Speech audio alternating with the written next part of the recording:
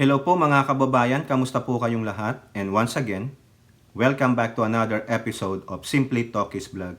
Pag-usapan natin mga kababayan itong si Alice Guo, dalawang article lang sa kayong isiniwalat ng Department of Justice. Mukhang may darating po. Mukhang iiyak na naman dito ang mga Dutertinatics na mga bubot tanga, mga bulag, ayaw pa ring magising sa katotohanan na yung ina-idol nila ay mga kalaban ng ang kadiliman ay kalaban ng sagot ka dyan Ilora at Jun, sumagot kayo mga Jimemis. Nag-aantay kayo na isasagot ko eh. Ano yung darating? Kalaban ng So bago po tayo magpatuloy, tayo po ay magbibigay pugay at pasalamat sa lahat ng ating channel members, followers, subscribers, nag-like at nagsishare ng ating mga videos, sa mga nagbi-video replay, sa mga nagsishare ng kanilang blessings, sa mga nakakasama natin sa ating video premiere at live streaming. Hindi ko na po kayo maisa-isa, i-shoutout na lang po natin kayong lahat, pero special shoutout po sa lahat ng ating OFWs, sa ating mga men and women in uniform, Diyan kay lumutang ka na. Magkakaroon ka na diyan ng yung kaliskis. Oo, lagi ka sa dagat. Malapit na po tayong mag 52,000 subscribers. Maraming salamat po sa inyo. Siguro ang pinoproject ko, katapusan ng buwan maka 55k na tayo. Ay naku. Dati 14k lang eh. Tapos naging 21k. Ngayon 55k na. Naku, ang dami kong sing-sing noon, Ate Maite. Baka maging katulad ko na si Kibulok Okay, so ito po maiksi lang po itong ating vlog for today, para hindi kayo mabore. Ang balita pong ito ay galing sa ABS-CBN, isa sa mga headlines nila. Alice Guo, doppelganger, faces MBI. Ano po pag sinabi nyong doppelganger? Kamukha, look alike. Minsan parang twins kayo, hindi naman kayo magkamag-anak. Ganon. Parang kamukha mo si ganito. Kamukha mo si ganito. Parang, tingnan mo, kaysa tumingin, kamukha mo si ganito. Ganyan. An aide of dismissed Mayor Alice Guo appeared before the MBI on Friday to face allegation that she deliberately misled authorities in their search for the former mayor last month. Investigators are looking into whether aide Catherine Salazar, yan ang pangalan niya, appeared in the ex-mayor's place when a lawyer notarized Guo's counter affidavit, even when she was already supposedly out of the country. Ayun ang sabi ni MBI Assistant Director Attorney Lito Magno. Yan. Nako, nasaan kaya ang muka nito? Ay nako, ayaw ipakita naman. Magpakita ka naman. Mukha nga, Pero nakaganon eh. Makakatulong siya sa ginawa nating pag-iimbestiga, particularly sa backtracking natin. Kung talaga bang yung aligasyon na gumamit ng double si Mayor Alice ay mapapatunayan natin kung totoo o hindi. Salazar has a long back hair and wore glasses when she appeared before the MBI. Ayan, patay tayo. Kasi maalala nyo di ba? Ito yung nagpanotaryo. Ngayon yung lawyer, nabira-bira din natin yun Yung pala, mala nyo, na-deceive din nyo. Ito sa akin lang po hindi ko piniprem. Sa aking opinion, baka na-deceive yung lawyer. Kasi kung talagang doppelganger, kamukhang kamukha, tapos nagpagawa pa ng ID sa recto, titignan mo, ikaw to, Alice Guo, okay. Siguro, ang mali lang nung lawyer, hindi muna siya nagsaliksik kung hindi niya ba alam na maingay na usapin ng Alice Guo. Sa mga balita, tulad ditong ABS-CBN, arrest warrant or warrant of arrest for Alice Guo, inilabas, hindi ba siya naggaganon? Ayun ang pwedeng itanong ng mga senador dun sa lawyer na nag-notarize. Sa aking opinion, dalawa yun Either nagtanga-tangahan yung lawyer at nabigyan, or talagang hindi niya alam. Talagang tanga siya. Yun lang yun. Sa akin, o kayo, ano sa palagay ninyo? Nagtanga-tangahan o nabigyan? Ayun. Kasi, doppelganger di ba? Okay? Ano to? Iba naman to. Kakasuhan daw ng qualified human trafficking si Alice Guo. Wala tayong pakialam dyan. Kasuhan nyo yan. Sige, tadtarin nyo. Kasi ayaw pang magsalita ni Alice Guo Sabi ko sa iyo, save yourself Diba? Ay, nako, Alice Guo. Tell the truth. Ika nga ni Benhar Abalos, ay ikaw pala yun. Oh, just tell the truth. Baka gamitin din nung lawyer na nagnotaryo, yung parang sinabi ni Abalos, hindi ko naman po siya kilala. Oh, di ba ikaw ba yun? Oh. Eh kung ako hindi ko rin kilala si Alice Go noon. Ako, nung nandyan ako, wala akong pakialam sa politika. Ang gusto ko lang, trabaho lang ako ng trabaho eh. Anunood lang ako ng Itbulaga. Pagdating ko sa trabaho noon, wala na. Tulog na. Alas 11 na ng gabi. Wala na. Eh, ang gusto ko lang panoorin, yung aking Barangay Hinebra. PBA lang gusto ko eh. Pala akong pakialam sa news eh. Yun ang magandang rin ni attorney. Eh ako, totoo lang, ganun talaga noon ako. Nung wala akong pakialam dyan sa politika, sa balita, ang gusto ko yung sa akin. Trabaho ko. Hindi naman ako nang aagrabyado. O kung may laro Hinebra sa Araneta, pupunta ako. Doon ako sa pinakataas. Hanggang doon lang kaya ng pera eh. Makita ko lang na sumushoot yung mga taga Hinebra dati. Yung sino ba yung mga inabutan ko? Si JB Gayoso. Yung point guard, nakalimutan ko pangalan. Yung taga-Usting point guard. Yung bumato ng tres, game-winning shot. Si Marlo, nakita ko yan sa Adamson. Si EJ Pell, nakasabay ko yung mga yan. Si Kenneth Duremdes, nakasabay ko yan. Yung patpatin pa talaga si Kenneth freshman pa noon si Kenneth Duremdes sa Adamson, kasabay ko yan. No? Kasi mahilig nga akong mag-basketball noon, tuwing lunch break ko alas 12, pupunta ako sa gym, dun sa high school. Mga kalabang ko, mga janitor. Hindi ako magbiro sa inyo. Mga janitor kalabang ko noon. Di alma mater ni Kenneth Duremdes, Adamson University. Akala nyo, di ko alam ha. Nabutan ko yan sa Adamson. Si Duremdes, career history niya. Kailan ba siya pumasok? 1992 yata, kasabayan ko siya eh. Ang kulit na pasok sa basketball eh. Si Hector Calma, sa amin. Di ba? Si Baldavid. Si Baldavid. Ngayon, balik tayo dito. Kinuwentuhan ko lang kayo ng maiksi eh. Siyempre, pagbigyan nyo na ako, paminsan-minsan lang ito. Di ba, mga kabarangay? Na kayo, dyan? Jawo days. Politiko, Chinese spy, Alice Gu has 1 billion pesos bribe ready to dismiss her cases. Sabi ni Pampilo Lacson. May intelligence report si Lacson. Dismiss Mayor Alice Gu allegedly dangled 1 billion pesos to any government office who could help her with her legal troubles involving her alleged involvement in organized crime and offshore gambling. This was according to former Senator Pampilo Lacson, who said he was a Filipino-Chinese.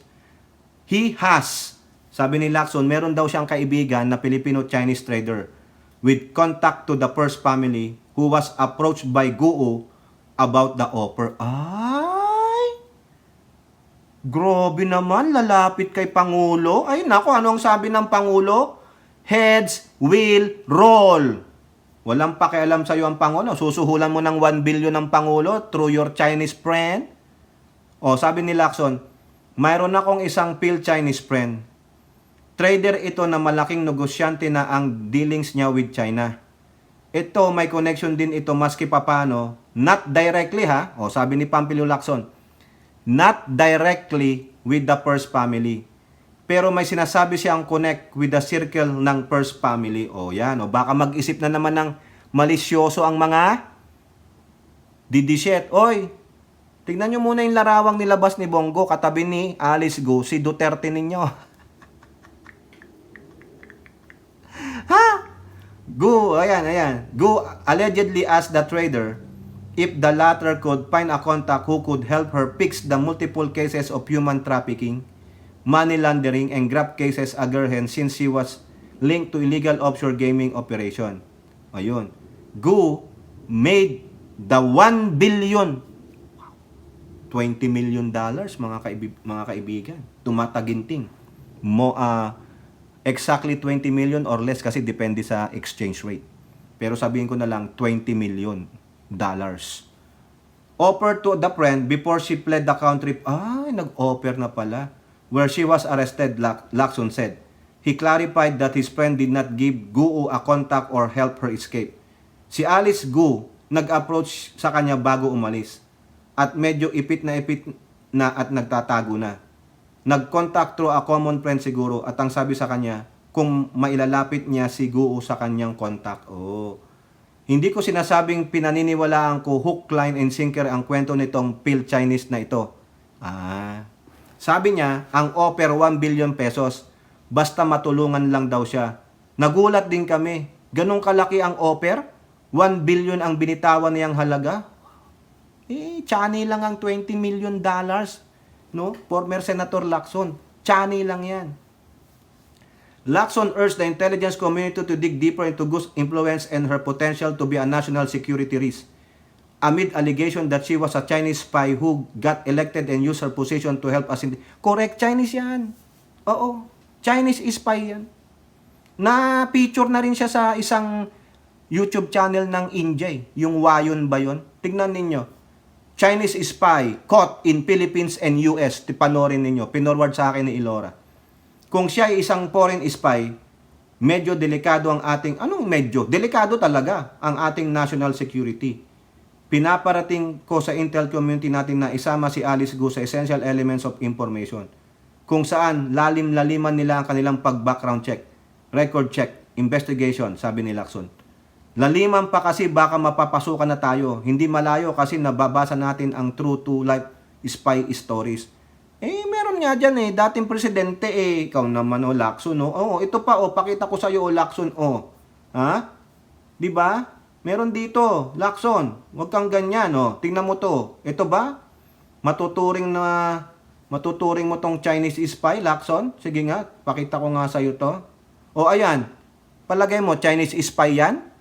Dating pumasok, dati pa lang Chinese, siya ngayon ay pumasok sa pangalan na ang pangalan ay Su Wapang. Chinese ba yan? Chinese spy ba yan? Si Su Wapang? Ha?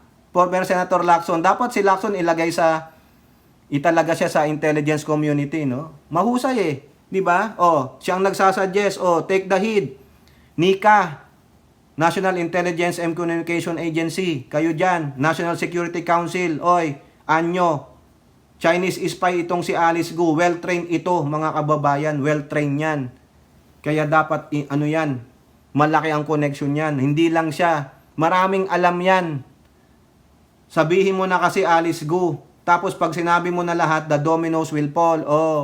Kahit na sino pang kasangkot yan, kung kaalyado ng Pangulo, kung kasangkot siya, sinabi mo, affirmative yung sinabi mo, bibirahin natin. Punta tayo dito kay Kibuloy, mga kababayan. May sinabi po ang Department of Justice sa Inquirer.net. US extradition request for Quiboloy coming, sabi ng DOJ na ako. Ang sabi po kasi ng US Department of State, no? State ba o Department of Justice din? We cannot comment on the extradition. We can only comment if that person is in our possession. Di ba? Tama nga naman. Para hindi mo ma-preempt yung taong i-extradite mo.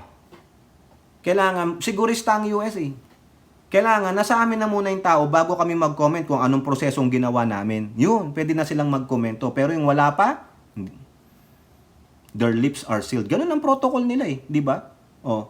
An extradition request from the United States for Apollo Quiboloy may be coming soon. Sabi ng DOJ.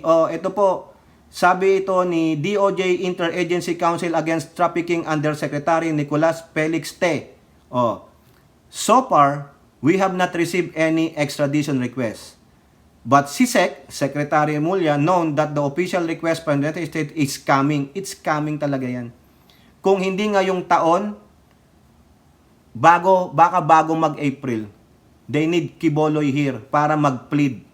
Baka naman, pag hindi pa, depende sa korte, T said DFA would accept the US extradition request. Pag-aaralan pa po yan. Ang sabi nga nila, ito rin yata si T, na hindi basta-basta yan. It will not take about 1 day. Pag-uusapan pa yan at ang presidente ang final say dyan. The DFA will then conduct a preliminary review of the request before forwarding it to the DOJ. Correct. Tama naman po. Then, we also have our own assessment. For example, we will check if the offense is extraditable. or if it is covered by our extradition treaty with the United States. After that, we will file a case before a regional trial court where a trial will be conducted to determine whether or not Quiboloy deserves to be extradited. O, ayun. Diba? President Marcos previously committed that Quiboloy would first deal with cases filed against him in the Philippines before facing charges in the United States. Correct. Tapusin niya muna lahat yan. Whether guilty or not, and then pagtapos na, and then bahala ng United States o kung saan man meron siyang kaso. Diba? Pero sa akin, maganda, extradite siya. Pero maganda, mag-request ka naman Pangulo sa United States. Sabi mo, tagal na tayong alay. Pero patuloy yung pinahihirapan, yung mga kababayan ko na patay ang interview. Para makapunta ng US o US territories or panay kayo pa interview. Panay kayo hingi sa kanila ng ilang dolyares para sa interview. Kawawa naman yung kababayan ko. Pagbigyan nyo naman kami. Maski na 90 days visa waiver o 120 days. Pag hindi babalik, bigyan nyo ng steeper penalty. Ban for life pag nag-TNT sa Amerika. Oo. Pag nagtrabaho ng walang permit, ban. Ganun. Diba? Tagal-tagal na nating kaalyado ang Amerika. Wala man lang tayong makuha. Kawawa naman yung 10 beses nang na-deny sa US visa. Di ba? Yung ibang country mga kaalyado nila, mga may bases sila. Makita mo, labas-pasok lang sa Amerika. Kasi may mga waiver, pero pagdating sa Pilipinas, magbayad muna kayong ganito, magpaset kayo ng interview, o bokya ka, ganito, ang daming hinihingi. Di ba? Putahan tayo, pag nabigyan tayo ng visa waiver ng US, baka 80%, dagli-dagli, ubos ang flight ng PAL. Di ba? Kayo po, ano pong masasabi nyo? Maiksi lang po yan, mga kababayan. Comment down below and don't forget to like and share. Hope to see you in the next videos. Bye-bye. God bless.